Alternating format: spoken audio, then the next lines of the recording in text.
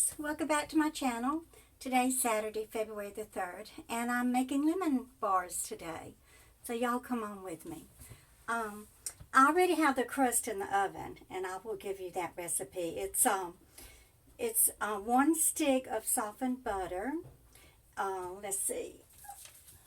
1 cup of all-purpose flour and 1/4 cup of confectioner's sugar. And you just kind of beat all that together with a mixer or by hand, however you prefer to do it. Then I have it in my oven on 350 for about 20 minutes. Now this is going to be the filling, the lemon filling for the bars. It's 1 cup of white granulated sugar, 2 eggs, 1/2 teaspoon of baking powder. And this is Clabber Girl baking powder, not baking soda. And then the zest of a lemon.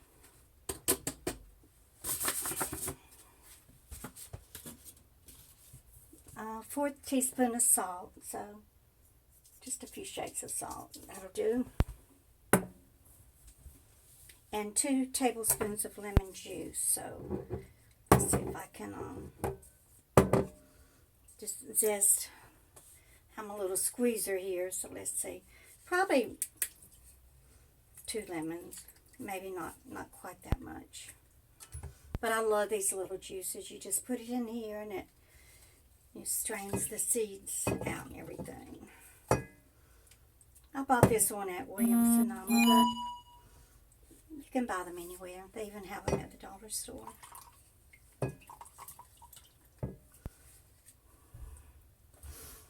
So let's see how much juice 2 lemons make.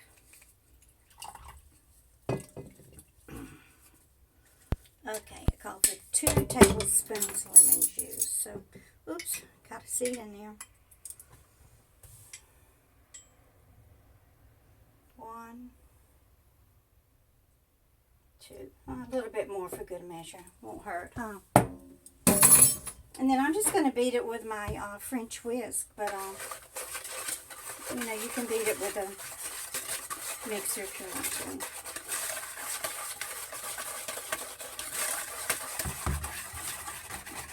Anyway, today we're going to talk about high school sweethearts. And this is about my high school sweetheart. I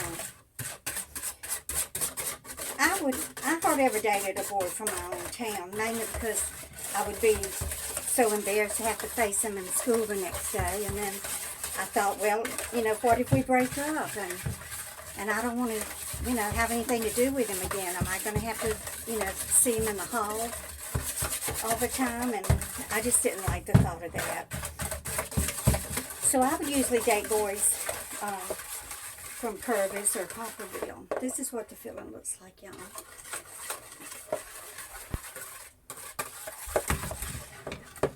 So I'm just waiting on my crust to get done right now. Let's go sit down in here.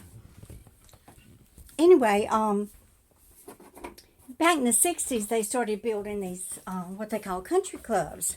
They were actually, you know, golf courses with beautiful homes, and they had a clubhouse. Well, in the clubhouse, they would have dances there on the weekends. Not every weekend, but you know, every now and then.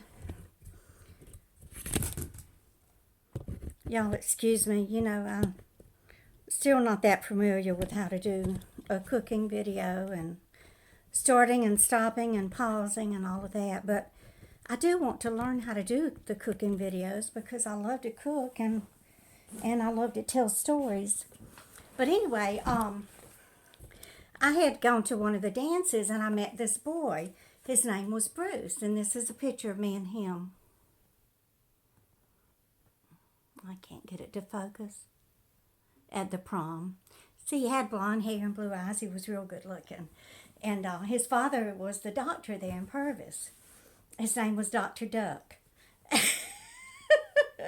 No, he wasn't a quack. He was a very good doctor.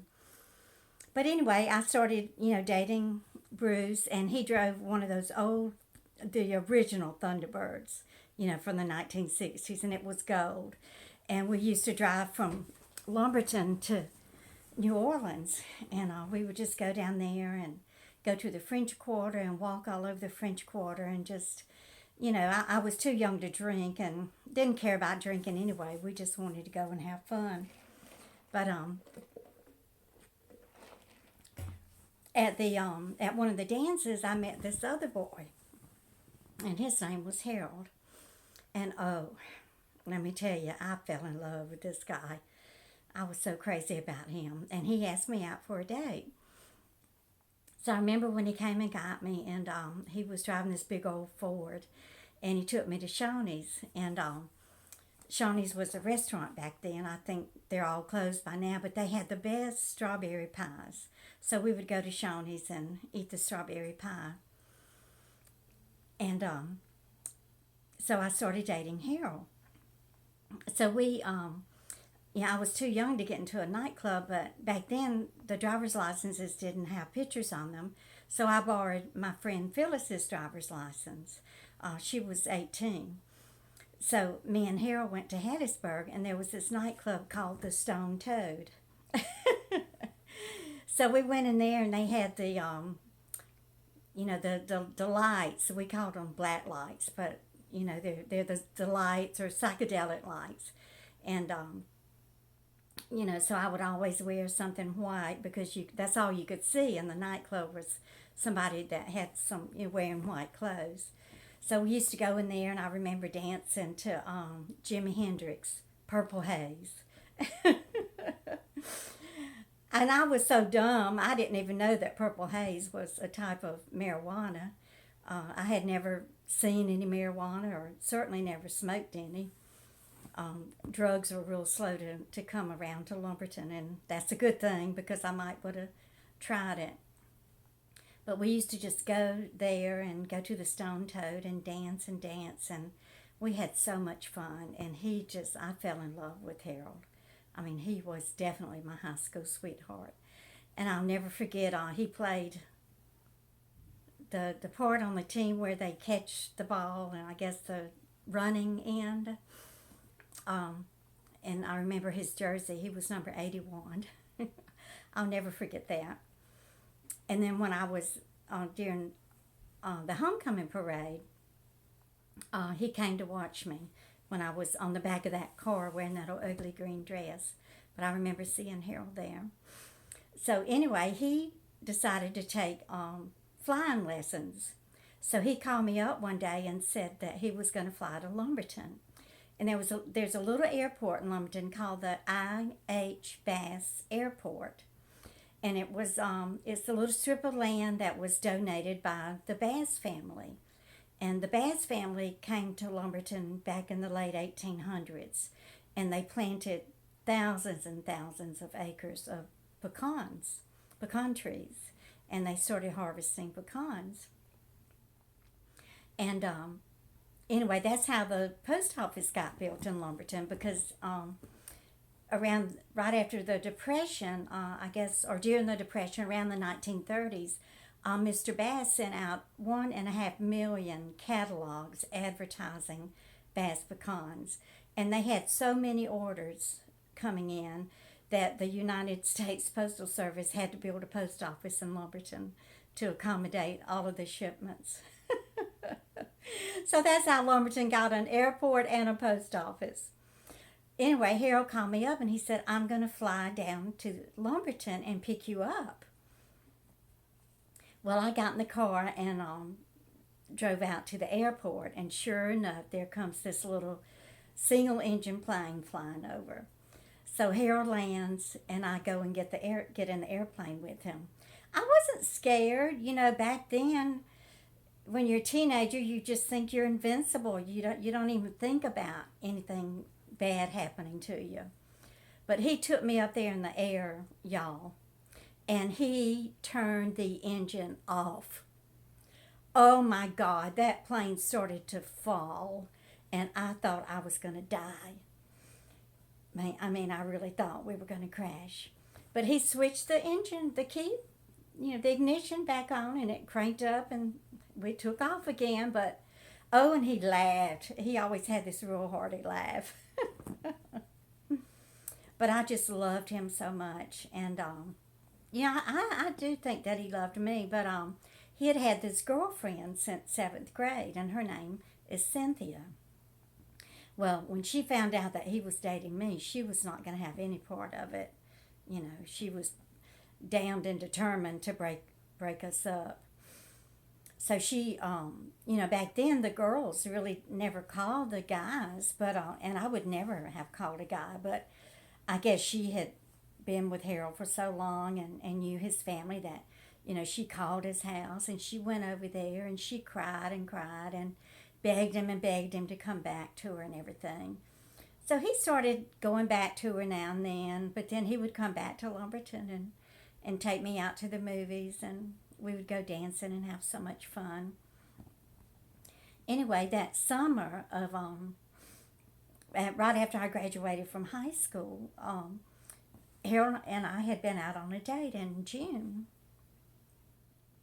and I was getting ready to go to college. I was going to go to a little community college there, and Sarah, the girl that fell in the hole and on the football field, she came over to my house and she said, "I have something to tell you."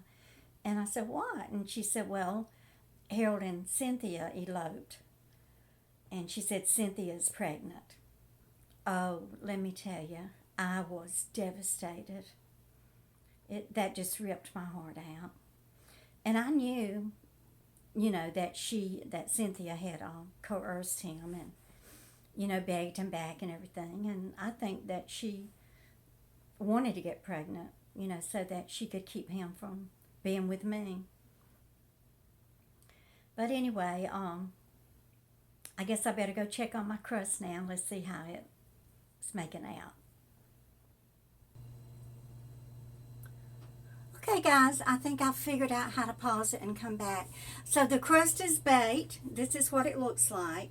And remember, it was, let's see, 1 cup all-purpose flour, 1/4 cup confectioner's sugar, and 1 stick of soft butter. And you just beat it, and it's kind of crumbly, and then you just press it into the pan. Now we're going to pour our filling in here. Remember I'm not going to repeat the ingredients again. I'll leave the recipe at the bottom of the video. Anyway, you just pour your filling on top of this crust. And then we're going to bake the filling at 350, until it's set, probably about a half hour. But,